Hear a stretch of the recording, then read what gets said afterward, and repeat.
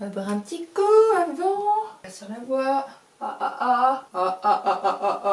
Ok. Hey, salut YouTube, je suis contente de vous retrouver aujourd'hui pour la suite de notre petite chemise. Pour tout vous dire, je sais pas combien de temps je vais pouvoir filmer ce soir parce qu'il est déjà 19h20. Je rentre du travail, donc je vais voir si je vais avoir suffisamment de contenu pour vous faire une vidéo avec uniquement ce que je vais filmer ce soir. Mais voilà, comme je sais que je vais pas avoir le temps de filmer ce week-end, que j'ai pas eu le temps de filmer le week-end d'avant, voilà, on va essayer de faire au mieux. Donc on était toujours avec notre chemise, on avait monté donc les manches au côté. Oui, j'ai fait les deux manches entre temps quand même, j'ai pris le temps ce week-end de monter la deuxième manche. Et on en était là, donc là ce qu'on va pouvoir commencer à faire, c'est monter le bas de la chemise pour que ça devienne une robe. Puisque je vous rappelle qu'on n'a pas encore cousu le côté avec les manches qui sont pas cousues non plus. Donc on va coudre le bas pour le devant et le dos. Sachant que sur le dos on a des fronces. Donc on va voir la technique des fronces. Hein. Je pense qu'il n'y a rien de compliqué là-dedans. Juste pour ceux qui ne sont pas au courant, ça sera le petit tuto rappel. Donc des petites fronces dans le dos et dans le devant il y a la patte de boutonnage à faire dans le prolongement. Sachant que la difficulté c'est que je ne veux toujours pas utiliser de surjeteuse et qu'il y aura des coutures anglaises forcément à mon montage entre le haut et le bas et que c'est épais. Donc si je veux faire ma patte de boutonnage avec des coutures anglaises dedans ça va pas être possible. Donc il va falloir que je triche en faisant des coutures anglaises que à partir du moment où on sera plus dans la patte de boutonnage, pour que ça soit quand même un petit peu joli et pas trop épais surtout. Donc si j'ai le temps de faire tout ça ce soir, ça serait parfait. Même si je pense que niveau pâte de boutonnage, peut-être que j'aurai pas le temps. On verra, on va croiser les doigts, mais bon comme je vous dis, il est déjà un petit peu tard, donc voilà, peut-être que je ferai ça sur un autre soir. Mais voilà, c'est l'objectif. Bah écoutez, on va commencer sans trop tarder. Oui, je crois que j'ai tout dit. Allez, c'est parti. Donc j'ai mon devant et mon dos. On va s'attaquer déjà aux fronces. J'ai au niveau du dos, donc ici j'avais fait une ligne de fronce qui va de là à là. Alors si j'ai fait des fronces un peu ambitieuses, j'ai voulu mettre tout ça de fronce, le rabattre sur 11 cm. Donc j'espère que dans ce tissu là ça va passer. Comme d'hab, avant de sortir les épingles avec le patronage, on pense à vérifier qu'on a mis toutes ces petites crans d'assemblage. Donc moi j'en ai un ici, j'ai évidemment mes assemblages pour les fronces. Et j'oublie pas de me faire le milieu dos. Donc j'ai toujours 1 cm de couture ici. Et alors là je m'étais laissé 3 cm au cas où au porté je me rends compte que ça gonfle ou que ça accroche un petit peu dans le dos. Je me suis laissé un petit peu de relarge pour si jamais j'ai une petite retouche. Donc pour l'instant le ourlet je le ferai en toute fin. Donc je vais vous montrer comment je fais mes fronces. C'est rien de très compliqué, hein. Je rappelle j'ai 1 cm de valeur de couture d'assemblage. Hop, je l'ouvre hein, parce que j'ai fait un dos au pli. Pardon, je ne trouve plus mes mots. Donc je l'ouvre pour faire mon dos complet. Je me repère par rapport à mes crans d'assemblage, donc j'en ai un juste ici, j'en ai un autre là, mais je sais que mes fronces elles commencent du premier et là c'est mon assemblage avec ma pince du dos. Donc voilà, je sais juste que ma valeur de fronce commence ici.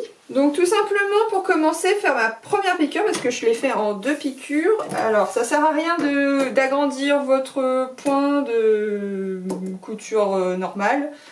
Plus votre point sera plus petit, mieux ce sera pour faire des jolies fronces bien réparties. Ça sert à rien de faire des points trop longs. Alors évidemment si vous avez par contre un tissu super épais, faites pas des tout petits points parce que votre fil il va casser c'est sûr. Mais pour un tissu normal comme ça sert à rien d'agrandir votre point. Donc je me mets au niveau de mon cran et là je vais me mettre à 5 mm du bord coupé de mon tissu pour avoir ma première piqûre. Donc là je fais une piqûre totalement classique. Et évidemment je ne fais pas de point d'arrêt puisque sinon on va plus pouvoir tirer sur les fils. Hein. Donc je fais pas de point d'arrêt et je me mets à 5 mm de mon bord coupé. Tout le long, donc jusqu'au bout de l'autre côté de mon dos où j'ai le même cran qui m'attend. Et je fais ça sur tout le long.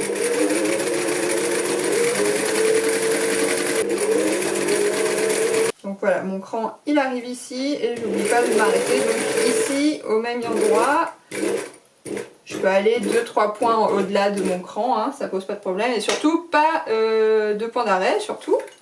Je sors mon aiguille. Je coupe les fils, hein, laissez-vous un petit peu de fil quand même pour pouvoir les attraper facilement. Donc je me remets au point de départ. Donc maintenant que j'ai fait cette première piqûre, je me remets au point de départ là où j'ai commencé la piqûre à 5 mm. Et je vais maintenant me mettre par rapport au bord coupé à 7 mm. Donc moi par exemple sur ma machine je me suis fait un repère à 7 mm. Là j'ai le 5 ici en bleu et ici j'ai un trait à 7 mm. Donc je me mets à 7 mm de mon bord, comme ça je sais que j'ai 2 mm d'écart entre les deux fils.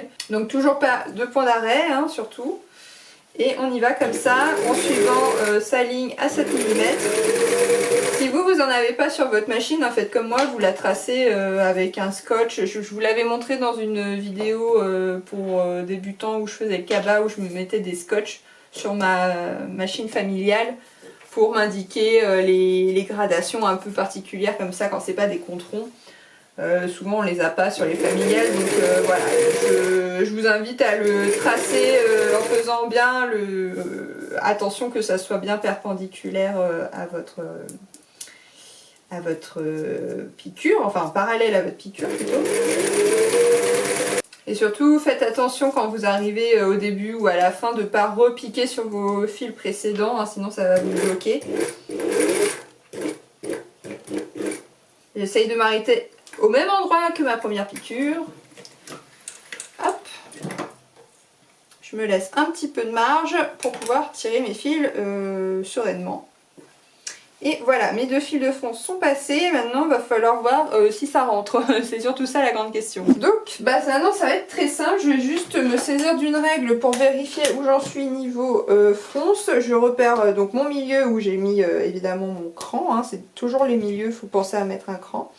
Et là, il suffit d'attraper soit les fils du dessus, soit les fils du dessous, les deux en même temps. Donc là, les 2 fils qui sont sur le dessus pour ma part. Je les attrape et je fais glisser gentiment comme ça, doucement. Je fais attention de ne pas tirer trop fort pour pas casser mes fils. Et on y va doucement comme ça, hein, petit à petit, ça va prendre sa place. Faut pas être trop pressé. Et surtout, faites gaffe de ne pas péter vos fils parce que sinon vous êtes bon pour recommencer vos piqûres. Donc je fais glisser petit à petit, hop, je les emmène de plus en plus loin. Donc vous allez voir que votre tissu au bord là il va commencer à s'effilocher, hein, c'est pas grave. Juste faites attention qu'il s'effiloche pas trop quand même, hein, parce que à un moment il faut que vos piqûres elles tiennent quand même dans du tissu fait quoi. S'il n'y a plus que des effilochures au bout d'un moment, ça va plus marcher. Donc je me vérifie avec une règle où j'en suis et là je suis à 11 cm donc c'est parfait ici.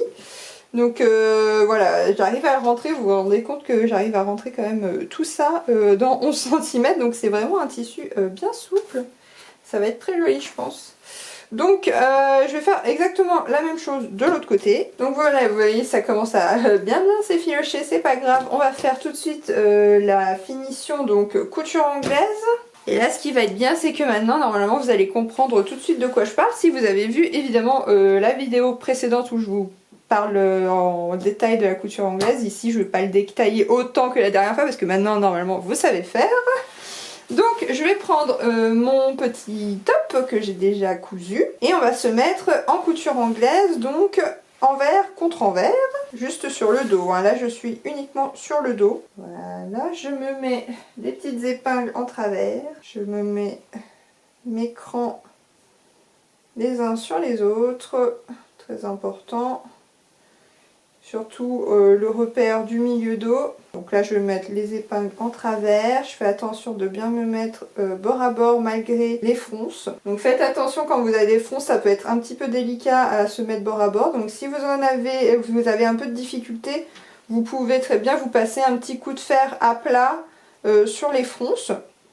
pour un petit peu aider à placer correctement si vraiment vous avez du mal. Moi je pense que je le ferai plutôt à ma deuxième piqûre. Là pour la première ça me gêne pas tellement. On essaye de mettre des épingles de façon régulière, des fils partout, c'est une cata, regarde-moi ça. On essaye de mettre tous les effilochures, on les laisse à l'extérieur hein, pour pas piquer dessus. Pouvoir les enlever facilement après. Je vais m'enlever un petit peu les fils là qui dépassent de trop parce que là ça va m'embêter sous la machine, je veux pas piquer dessus. Vous voyez là ça dépasse vraiment beaucoup donc hop ça je coupe. Et on part sous la machine. Autre chose que l'on a déjà vu quand on a ce genre d'embu à rentrer, je vous l'avais dit pour la manche, vaut mieux piquer l'embu contre la machine et la partie lisse vers vous puisque comme ça va rentrer tout seul les petites fronces.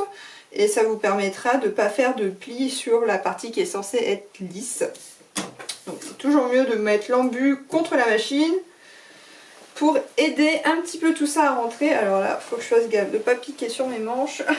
Ça serait dommage. Comme là, on a quand même les épaisseurs des fronces qui vont s'ajouter en plus de l'épaisseur du tissu. Je vous conseille vraiment de piquer la première piqûre à un vraiment petit 0,4 hein. Vraiment, les fronces ça va rajouter un petit peu de challenge à votre couture anglaise. Donc là je vous le conseille d'y aller vraiment à petit espace pour la première piqûre. Pour pas trop manger sur vos valeurs de couture. N'oublie pas le point d'arrêt. Je fais attention d'être bien bord à bord sur mes deux épaisseurs. Et j'y vais.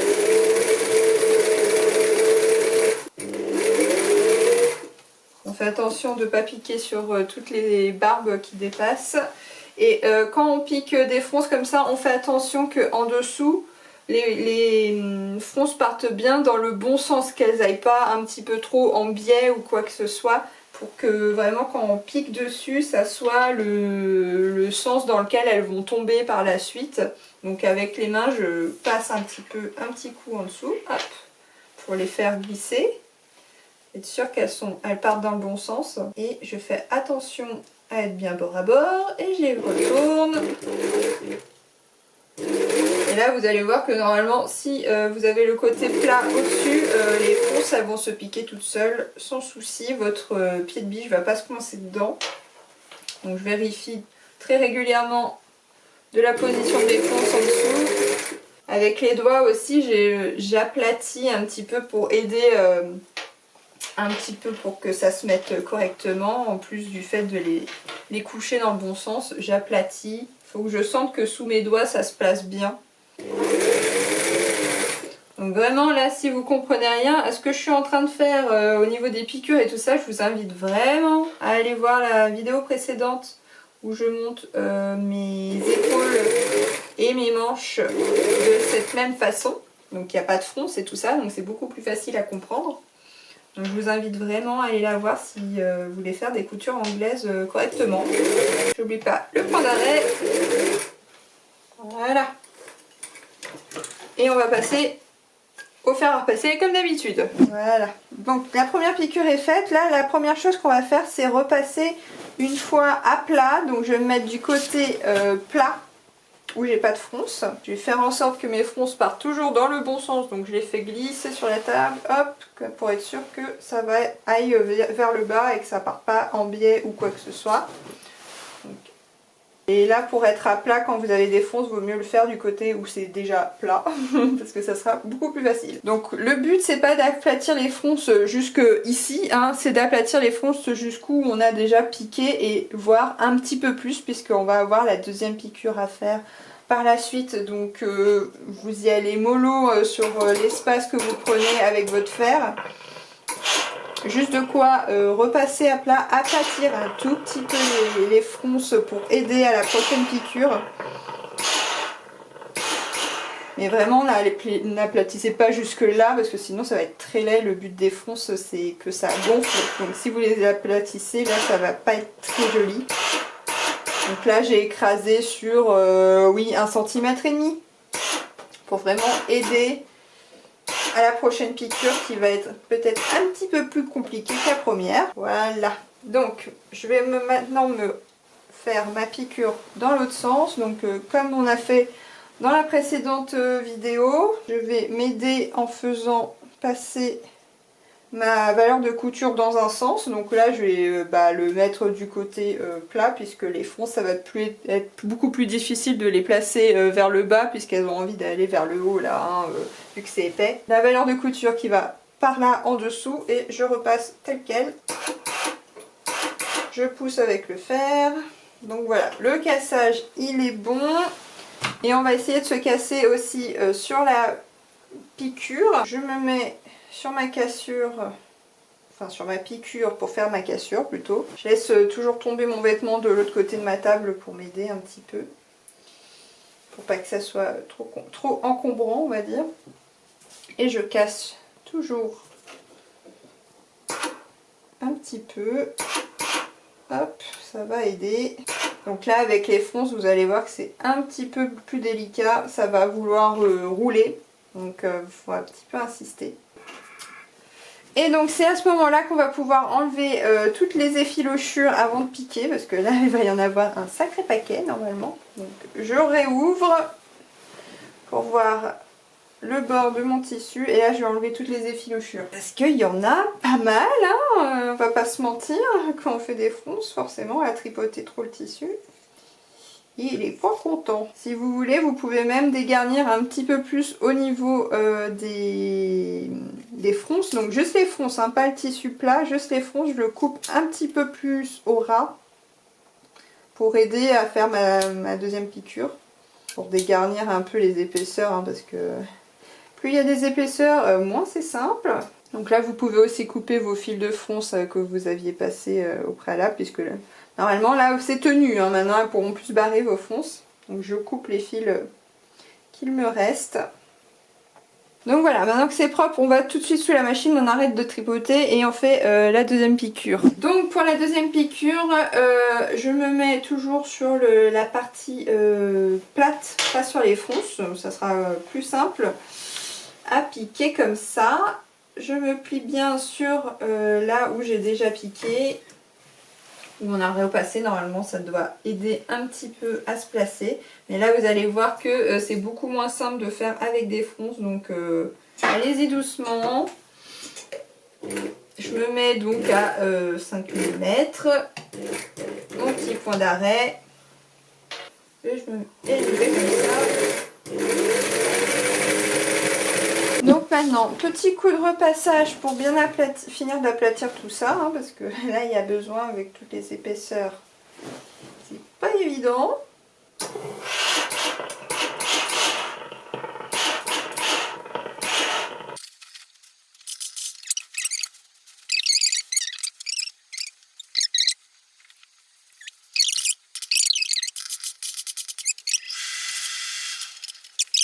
Donc on passe avec les devants.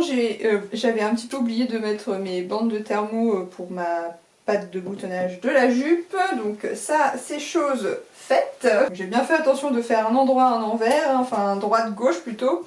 Donc on va se monter ça, hop, sur le devant haut de ma chemise.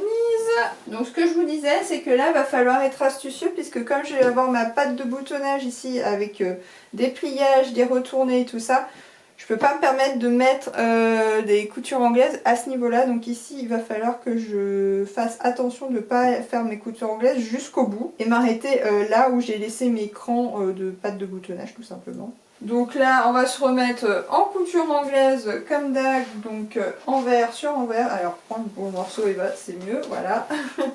Donc envers sur envers. Donc je me suis épinglée envers sur envers pour faire ma première piqûre d'assemblage en couture anglaise. En revanche je me marque bien là où j'ai ma patte de boutonnage qui est censée arriver. Donc j'ai un cran qui me marque la fin de ma patte de boutonnage. Je me suis mis une épingle à ce niveau là, donc pour surveiller à quel moment j'arrive. Et en fait pour éviter d'avoir trop d'épaisseur, je ne vais pas faire couture anglaise dans la patte de boutonnage, mais je vais quand même continuer ma petite couture anglaise à peu près 5-7 mm au-delà de mon cran, pour que comme ça soit enfermé joliment le bout de ma couture anglaise dans ma pâte de boutonnage quand j'aurai tout replié, ça sera plus joli pour finir le bout là, sinon ça va faire un boudin coupé avec les coutures, enfin ça va pas être très esthétique. Donc je me fais exactement le même épinglage de l'autre côté, toujours dans un souci d'aller plus vite sous la machine à coudre. Donc là où il y a mon épingle, c'est la dernière épingle avant que j'arrive dans mon replié de pâte de boutonnage. Donc je vais jusqu'à mon épingle et je vais aller un petit peu au-delà. Donc là je suis à l'épingle et je vais à peu près à 5-7 mm en plus. Je mets mon petit point d'arrêt surtout. Et comme ça me fera ma propreté du bout de ma couture anglaise. Donc voilà, première piqûre faite, après repassage, on refait la deuxième piqûre, je ne vais pas vous le remontrer, hein, vous avez compris, on fait juste attention à là où on arrive au niveau de la pâte de boutonnage, couture classique jusqu'à ce que la couture anglaise soit terminée.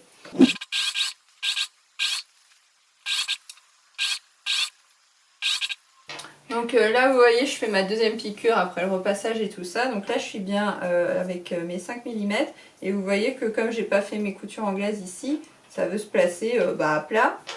Donc je me souviens que j'ai 1 cm de valeur à couture, donc ce morceau là pas retourné ni rien, je vais bien me le mettre à 1 cm de valeur de couture et je vais continuer tout droit comme ça pour faire mon assemblage de la pâte de boutonnage.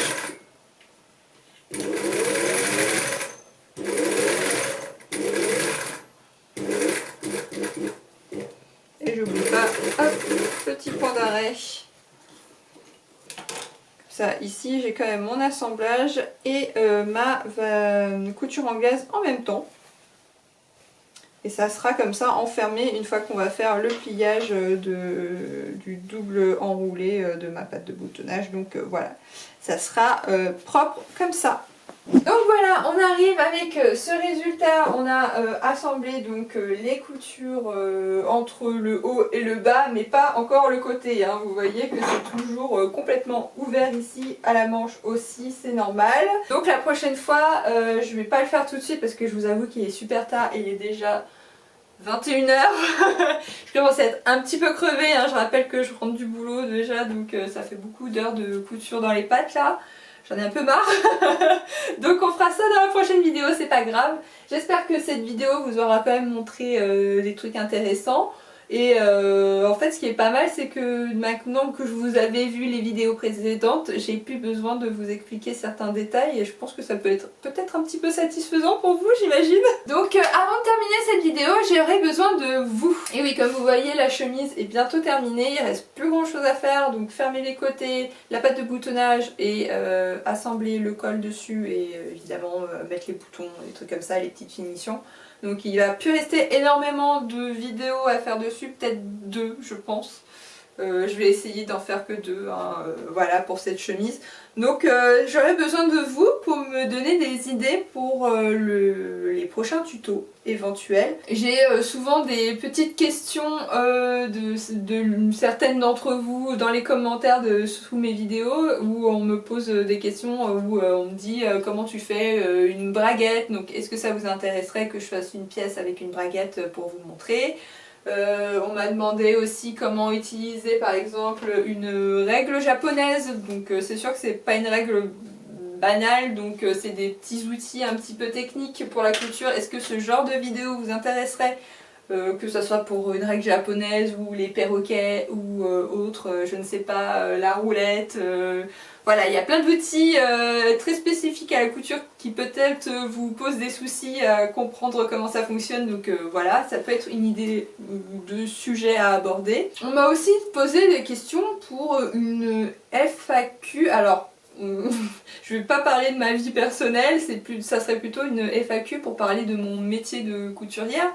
Je pense que ça peut être intéressant s'il y a des jeunes, je sais qu'il y a des jeunes parmi vous qui veulent se lancer dans ce métier là, qui veulent un petit peu peut-être savoir comment ça se passe ou si c'est juste de la curiosité, voilà. Si vous avez des questions à poser sur ce sujet-là, voilà, si ça vous intéresse aussi que je fasse ce genre de vidéo où je blablate seulement. Ou alors ça peut être une vidéo sur un modèle particulier, par exemple là bientôt il va faire beau j'espère, parce que là pour l'instant il pleut, mais si vous voulez peut-être voir pour faire une jupe, parce que je sais que certaines d'entre vous m'ont demandé de plus approfondir le côté patronage ou toile et tout ça, donc je sais pas. Pour moi ça me paraît un peu chiant en vidéo quand je le filme, à chaque fois je coupe énormément parce que j'ai l'impression que c'est très chiant à regarder, mais dites-le moi si ça vous intéresse que je fasse des vidéos patronage, parce que moi j'adore ça, c'est ce que je préfère, faire des toiles et des patrons, mais j'ai toujours l'impression que c'est un petit peu chiant en vidéo, mais dites-le moi si ça vous intéresse que je vous fasse quand même des vidéos patronage, toile, voilà, donc ça pourrait être par exemple vous faire un patronage d'une jupe de base, truc vraiment basique quoi, et qu'après on s'amuse à le modifier pour faire d'autres jupes à partir de ce patronage là, ça peut être super sympa à faire, ça peut amener plein de vidéos. Donc voilà, je demande votre ressenti, savoir un peu ce que vous voudriez voir sur YouTube que vous ne trouvez peut-être pas sur d'autres chaînes et que je pourrais peut-être éventuellement vous apporter, et que je puisse préparer ce genre de vidéo en amont, parce que voilà, comme la chemise va bientôt être terminée, il faut que j'ai le temps de préparer la suite, donc c'est pour ça que je vous pose cette question, savoir quel genre de vidéo vous souhaiteriez voir prochainement sur ma chaîne, et je suis open à tout, hein, juste dites-le moi dans les commentaires, et moi je prendrai évidemment des petites notes. Et voilà, ça va être un truc qu'on va faire en commun, hein. De toute façon c'est pas que ma chaîne, c'est surtout la vôtre, parce que je suis pas là pour apprendre la couture à moi-même. Donc voilà, je vous demande ça. Donc j'espère que cette vidéo vous aura plu. Si c'est le cas, n'oubliez pas le petit pouce, l'abonnement, ça fait toujours plaisir. Et d'ici là, je vous souhaite bonne couture. Ciao!